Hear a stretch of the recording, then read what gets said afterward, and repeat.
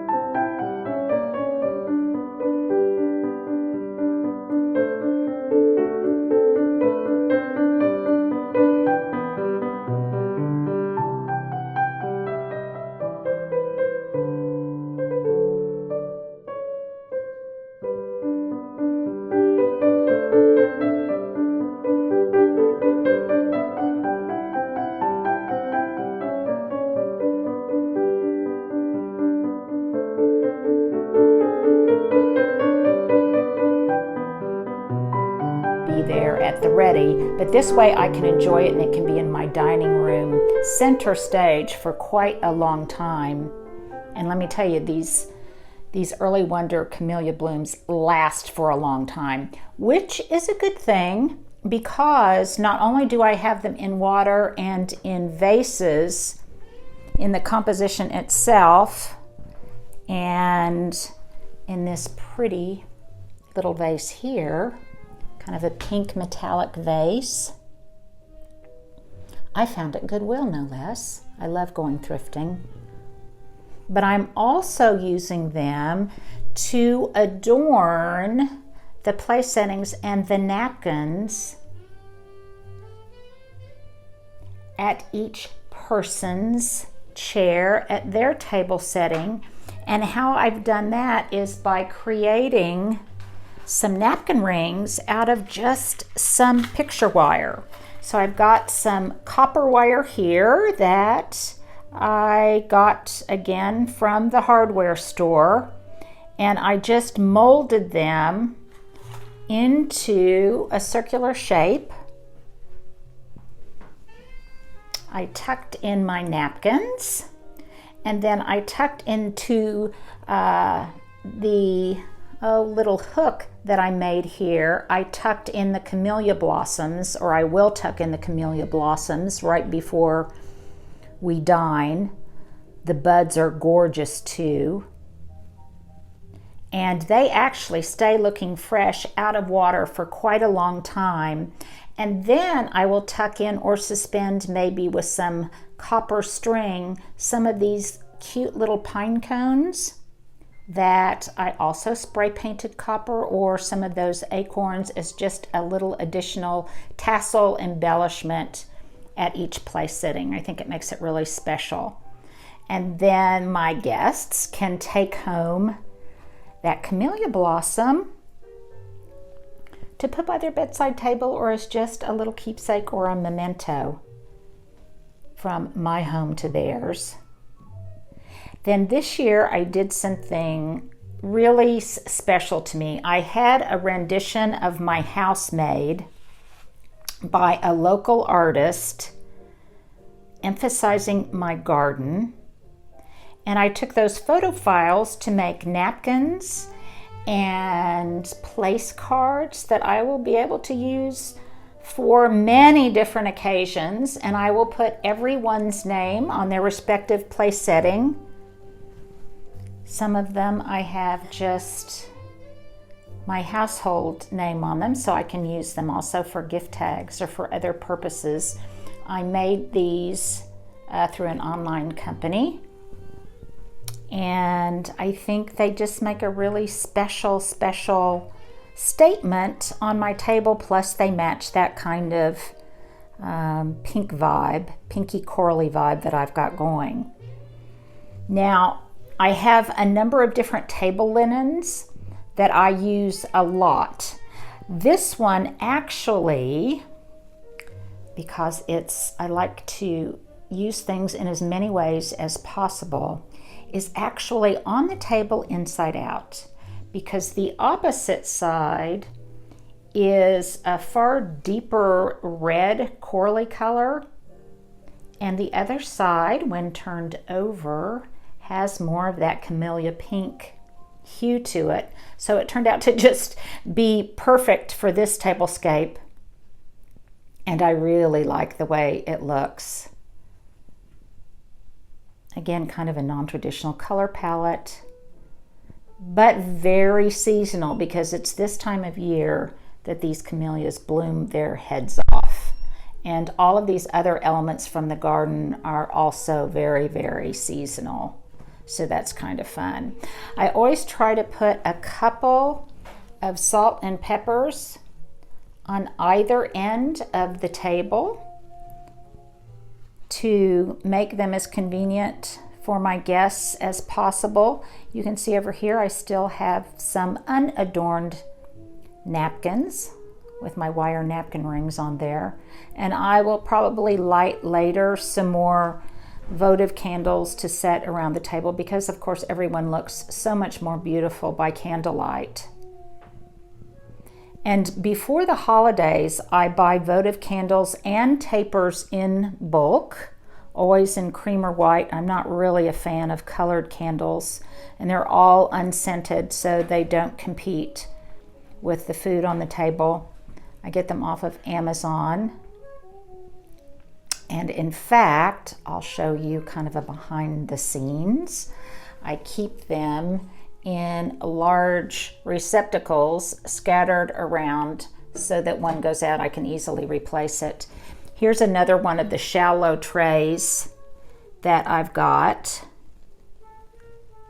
my cut camellias in so that I can put them on the rest of the napkins. I could also use this for my secondary table. I have about 14 or 15 people coming, and I can use this on my secondary table and just tuck some votives in there. They're just floating in water. This again is watertight, so I can put water in there, and it's really beautiful.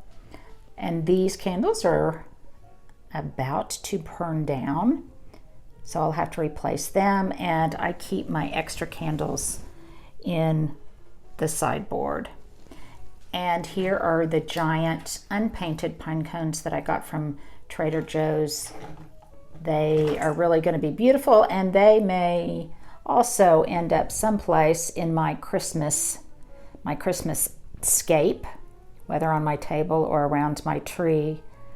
Some things I've learned over the years from hosting holiday dinners at my home are the little things. I went ahead and had my son bring up the extra chairs for the other place settings that will probably need to be squeezed in at the last minute, so they could be dusted off well in advance, and I'm not doing it at the last minute.